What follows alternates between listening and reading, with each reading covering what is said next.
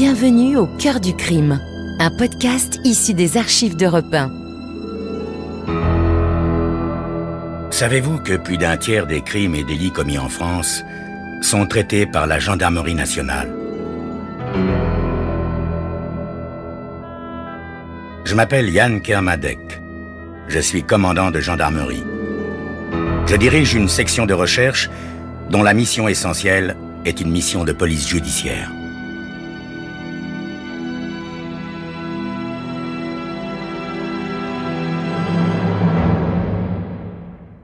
L'histoire que je vais vous raconter est une histoire vraie. Tous les faits sont réels et se sont déroulés en France. Seuls les noms des personnes et des lieux ont été changés. André Parillot était de très mauvaise humeur. En cette journée caniculaire, il aurait dû partir en vacances et au lieu de ça, il avait été obligé de remplacer son copain Bobby Dufour, hospitalisé d'urgence la veille au soir, victime d'une péritonite. Il y avait une très importante livraison à faire, qui ne souffrait aucun retard. Et bien sûr, c'est lui que le patron avait désigné pour sauver la situation.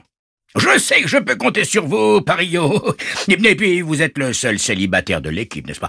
Tous les autres partent avec femmes et enfants, ils ont des locations, tout ça. Vous allez chez votre mère, vous arriverez 3 jours plus tard, voilà tout. Et je vous revaudrai ça, mon petit gars. D'accord?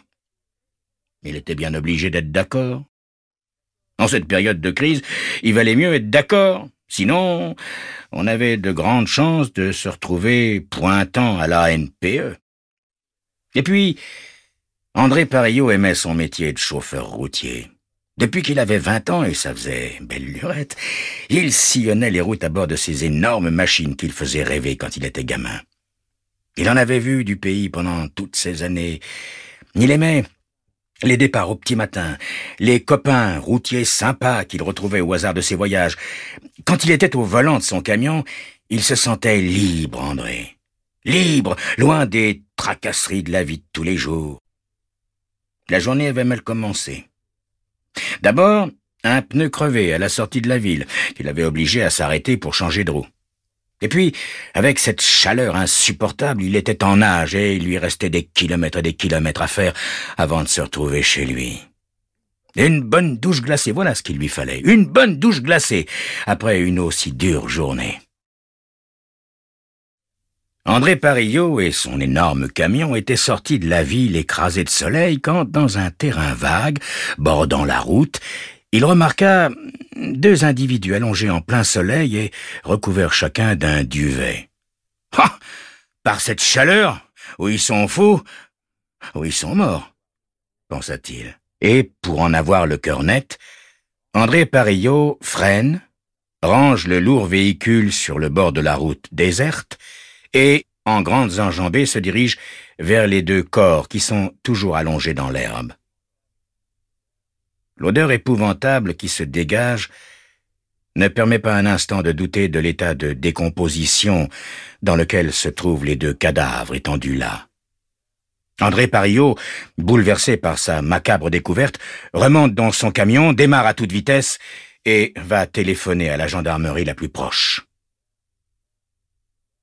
Quand j'arrive sur les lieux, escorté de 2 de mes hommes et du chef Beauvais, technicien des investigations criminelles, le commandant de groupement et le commandant de compagnie de Chaumont sont là, ainsi que le médecin légiste de l'Institut médico-légal.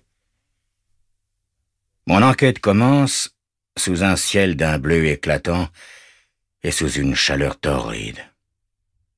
Les 2 corps, habillés, sont allongés sur le ventre. L'état de décomposition est avancé. Le médecin légiste situe la mort dans la nuit du 3 au 4 août, soit environ 36 heures. Les victimes sont 2 jeunes garçons entre 18 et 20 ans qui ont été abattus par une arme de petit calibre. L'un des garçons a reçu 2 balles dans la tête, l'une au sommet du crâne, l'autre derrière l'oreille droite. Sur son compagnon, on remarque 15 points d'impact dans la tête, les épaules, la poitrine et le dos. Le duvet qui le recouvre est troué de part en part à plusieurs endroits. Tout près des cadavres, on a trouvé une toile de tente complète dans sa gaine de transport, et un sac en plastique sur lequel on peut lire « Western, 3 place de l'église, Maxéville ». La fouille pratiquée sur les corps des 2 victimes permet de récupérer un ticket de train SNCF composté le 3 août à la gare de Nancy pour le trajet Nancy-Chaumont et 2 tickets de bus au départ de Saint-Max.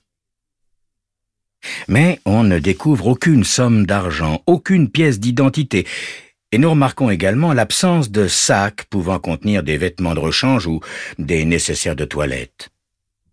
Une fois ces constatations faites, nous pouvons tirer les enseignements suivants. Les victimes ont vraisemblablement été tuées sur place à l'aide d'une arme de petit calibre, 22 longs rifles. Cette hypothèse est confirmée par le médecin légiste. Les 2 jeunes gens sont très certainement originaires de la région de Nancy et ils ont été dévalisés après avoir été abattus. À partir du 6 août, je forme 7 équipes qui vont effectuer les opérations habituelles. Audition des témoins, exploitation des indices découverts et des renseignements recueillis, fouille systématique des lieux du crime. Le signalement des 2 victimes est diffusé par radio à toutes les unités de police et de gendarmerie de France. Les responsables du magasin de vêtements, d'où vient le sac en plastique découvert près des victimes, sont interrogés au cas où ils pourraient nous aider à retrouver l'identité des 2 malheureuses victimes. De toute manière, l'adresse qui se trouve sur le sac est à Maxéville, tout près de Nancy, et cela confirme ce que nous pensions. C'est dans la région de Nancy que nous devons chercher l'identité des 2 jeunes gens. J'envoie donc mon adjoint, le major Morsan, enquêter à la gare de Nancy afin de connaître dans quelles circonstances ont été délivrés à la fois le ticket de train et les 2 tickets de bus au départ de Saint-Max. Je confie à 3 équipes spécialisées le soin de fouiller minutieusement le lieu du crime et ses abords. Le terrain vague où le chauffeur routier a découvert les cadavres des 2 jeunes gens est passé au peigne fin dans le but de retrouver les douilles des cartouches utilisées par le meurtrier et, éventuellement, l'arme, revolver ou carabine 22 longs rifles. Munis d'appareils de détection des mines, mes hommes ratissent le lieu du crime et explorent également le lit de la rivière. Ils ne tardent pas à découvrir 7 étuis de calibre 22 longs rifles. 6 ont été éjectés à une distance de 4 à 5 mètres à la gauche des cadavres. Le 7e se trouvait sous le corps de l'une des victimes. L'arme utilisée est donc bien une carabine 22 longs rifles. Je fais diffuser un message radio sur le plan national. Recherchez tout individu se déplaçant à pied ou en voiture, détenteur d'une carabine 22 longs rifles à éjection latérale droite et en possession de pièces d'identité ou de documents ne lui appartenant pas. J'essaie de mener mon enquête le plus efficacement possible et je sais déjà que, longtemps encore, je garderai dans ma mémoire l'image des 2 corps sans vie de ces garçons, presque des enfants, assassinés dans la fleur de l'âge. Sans relâche, mes hommes interrogent les gens des environs, recherchent ceux qui auraient pu passer par là au moment du drame. Ainsi, 2 témoins déclarent avoir entendu plusieurs détonations le 4 août entre 2h et 3h du matin. Un automobiliste de passage sur les lieux vers 1h30 cette même nuit nous apprend qu'il a remarqué un véhicule de couleur sombre stationné sur le bas-côté de la route à hauteur du terrain vague où les cadavres ont été découverts. Le 7 août, mon adjoint, le major Morson, de retour de Nancy, m'apprend que les billets de train numéro 7830 et 7831, trajet Nancy-Chaumont, ont été délivrés le 3 août par la machine 134 de la gare de Nancy.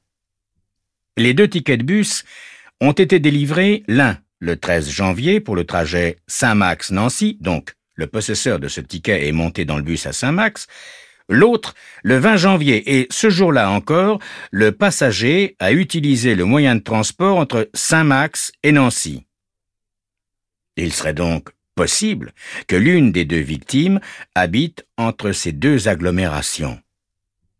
Je contacte donc toutes les brigades territoriales échelonnées entre Saint-Max et Nancy en leur demandant de rechercher parmi la population 2 garçons correspondant au signalement des 2 malheureuses victimes. En même temps, je fais diffuser dans la presse nationale le signalement des 2 jeunes gens. Immédiatement, plusieurs personnes n'ayant reçu aucune nouvelle de leurs enfants en vacances se manifestent. Hélas, toutes les vérifications effectuées se révèlent négatives. Enfin, le 10 août à 21h15, le chef Audemer, commandant la brigade territoriale de Saint-Max, m'appelle au téléphone et me signale que 2 jeunes, domiciliés chez leurs parents à Saint-Max, sont partis en vacances le 3 août vers la Méditerranée, mais avec une halte du côté de Chaumont, où ils voulaient assister à un concert de rock. Les parents des 2 jeunes gens sont dans son bureau. Pour eux, va commencer une terrible épreuve. Au téléphone, je leur donne un signalement des 2 victimes plus précis, plus complet que celui paru dans la presse, et qui, au fur et à mesure que je précise certains détails, semble correspondre. Il n'y a bientôt plus de doute. La couleur des duvets, la marque des chaussures, tout nous laisse croire que nous venons d'identifier les 2 malheureuses victimes.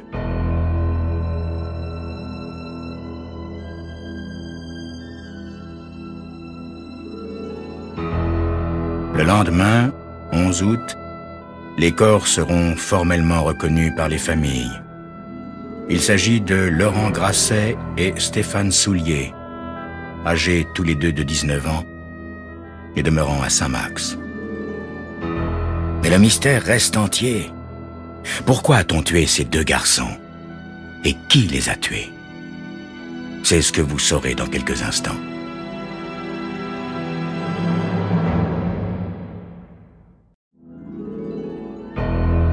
Dans un terrain vague à la sortie de la ville, un chauffeur routier a découvert étendus dans l'herbe 2 cadavres truffés de balles de 22 longs rifles. On ne retrouve aucun papier sur les victimes, qui semblent très jeunes. Cependant, grâce à leur signalement diffusé dans la presse au niveau national, on finit par retrouver leur famille et connaître enfin leur identité. Il s'agit de Laurent Grasset et Stéphane Soulier. Ils ont tous 2 19 ans. Les parents des 2 garçons sont accablés de chagrin et il m'est difficile de les interroger pour l'instant. J'apprends néanmoins que Laurent et Stéphane, les 2 malheureuses victimes, étaient partis en vacances munis de leurs cartes bancaires. Nous prévenons immédiatement les banques. Le père de Laurent Grasset est désespéré. Pourquoi ils les ont tués, mon commandant? Hein? Est-ce que vous pouvez m'expliquer ça? 2 garçons qui avaient toute la vie devant eux, qui ne nous avaient donné que des satisfactions. Il faut être un monstre pour tuer comme ça, de sang-froid, 2 enfants innocents. Mais comment retrouver les assassins, mon commandant? Depuis le temps, ils ont dû s'évanouir dans la nature. Ils sont peut-être même passés à l'étranger. On les retrouvera jamais. Monsieur Grasset, il ne faut pas désespérer. Tous les gendarmes de France sont à la recherche de ceux qui ont tué votre fils et son ami Stéphane. Croyez-moi, tout est mis en œuvre pour qu'on arrête les coupables le plus vite possible. Le hasard. Ma femme dit souvent qu'il n'y a pas de hasard, mais moi je dis que dans notre métier, le hasard, ou ce qu'on appelle le hasard, la chance, fait parfois bien les choses. Il est 18h30 ce 11 août. Les gendarmes de la brigade d'Uzès, dans le Gard, arrêtent en plein village une 205 Peugeot qui roule au pas. À son bord, il y a 2 jeunes gens stupéfaits de l'intervention des gendarmes. L'un d'eux, le conducteur, baisse sa vitre et demande « Qu'est-ce qu'il y a? Qu'est-ce qu'on a fait ?»« Monsieur, vous êtes en infraction. Descendez de voiture et regardez vos pneus. L'un d'eux est lisse. Veuillez changer votre roue immédiatement, s'il vous plaît. » Le jeune homme répond d'un ton impatient. « Mais je vous promets de faire ça à la première station-service, mais là, laissez-moi partir, je suis très pressé. » Le gendarme reste ferme. « Non, je regrette, monsieur, je vous prie de descendre du véhicule et de changer immédiatement votre roue. » Le jeune homme sort de sa voiture en bougonnant. Son compagnon descend lui aussi et demande « Antoine, tu veux que je t'aide ?» D'un pas traînant, le conducteur va ouvrir le coffre pour y prendre son cri et sa haute secours. Le gendarme le suit et, machinalement, inspecte le coffre de la voiture. Ce coffre est une véritable caverne d'Ali Baba. Parmi un lot impressionnant d'objets hétéroclites, il y a, bien en vue, une carabine 22 long rifle et 3 boîtes de cartouches. Le gendarme, qui bien évidemment a entendu parler de l'affaire des 2 jeunes campeurs assassinés, en voyant la carabine, a un haut-le-corps et fait immédiatement arrêter les 2 passagers de la 205 Peugeot, qui sont aussitôt fouillés. Sur l'un d'eux, on trouve une carte d'identité, une carte bleue et un permis de conduire au nom de Laurent Grasset. Vers 19h, la brigade de gendarmerie d'Uzès, dans le Gard, me prévient par téléphone que 2 suspects ont été mis en examen, c'est-à-dire placés en garde à vue. Je prends aussitôt le train pour Uzès, accompagné de mon adjoint le major Morsan. J'ai hâte de rencontrer les 2 meurtriers présumés. Ils ont 17 et 19 ans. Eux aussi sont presque des enfants. Mais ceux-là, ils ont tué, j'en suis sûr. Après 4 heures d'interrogatoire, et devant les preuves évidentes de leur culpabilité, telles que la carte d'identité et la carte bleue trouvées sur l'un d'eux, les vêtements et affaires personnelles de Laurent Grasset et Stéphane Soulier, et surtout la carabine, dont l'examen prouvera bientôt qu'elle est bien l'arme du crime, ils finissent par avouer. Antoine Lacoste, le plus âgé des 2, raconte. Le 3 août, vers 10h30, 11h le soir, sur la route, à la sortie de Chaumont, on a rencontré Laurent et Stéphane qui faisaient du stop. Alors j'ai arrêté la voiture et puis on les a pris. Ils étaient sympas. Ils partaient vers le sud, mais ils s'étaient arrêtés à Chaumont parce que il devait y avoir un concert de rock dans les environs, vers le 5 août. Alors, nous, on a décidé, Olivier et moi, d'aller avec eux. On a bu un verre tous les 4 et puis ensuite, on a cherché un terrain pour dormir. Vers 1h du matin, c'était le 4 août donc, à la sortie de la ville, on s'est arrêté sur un terrain vague et on s'est installé pour la nuit. Comme il faisait très chaud, on n'a même pas planté la tente. On était fatigués et on s'est couché, chacun dans son duvet. Moi, je dormais à point fermé quand, vers 3h du matin, j'ai été réveillé en sursaut par des cris horribles. C'était Laurent. Il criait tellement et d'une manière si atroce que ses hurlements couvraient les détonations de la carabine dont Olivier était en train de se servir pour les tuer tous les 2. Mais dis-moi, Antoine, tu n'as rien fait pour empêcher cette tuerie? Mais quand je me suis levé, c'était trop tard, monsieur. Tout ça avait duré quelques secondes. Après, j'ai aidé Olivier à les fouiller. On a retourné leur corps sur le ventre, on a pris les portefeuilles avec les pièces d'identité, les cartes bleues, tout ça. Puis on a trouvé sur eux 800 francs. On a tout emporté, leur carnet de chèques, les cartes de crédit, aussi les sacs à dos avec leurs affaires. Et puis on a pris la route en direction de la Côte d'Azur. C'est là qu'on s'est fait épingler à cause d'un pneu usé. Je regarde Olivier Regour, l'assassin. Il est calme, serein. C'est un adolescent de 17 ans, aux cheveux un peu longs, aux jeans troués. Il ressemble à bien des jeunes de son âge. Mais lui, c'est un assassin. C'est lui qui a abattu de sang-froid les 2 garçons pour les dépouiller.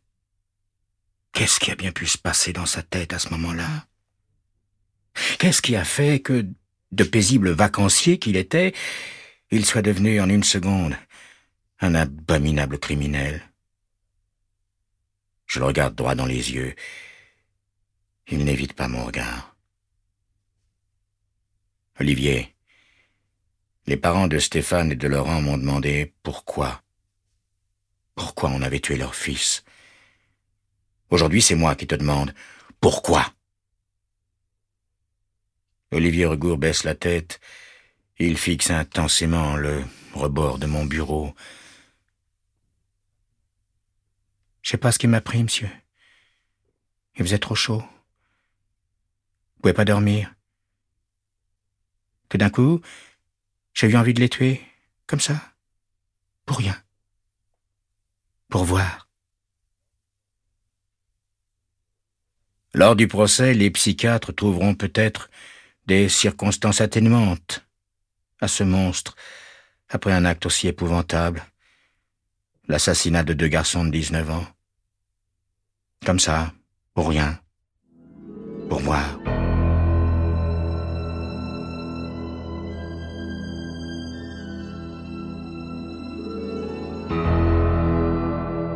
Je crois que c'est Jacques Brel qui disait Il y a des soirs comme ça où j'ai tellement mal à l'homme, où j'ai tellement honte pour lui, que je crois que je préférerais être un chien. Oui.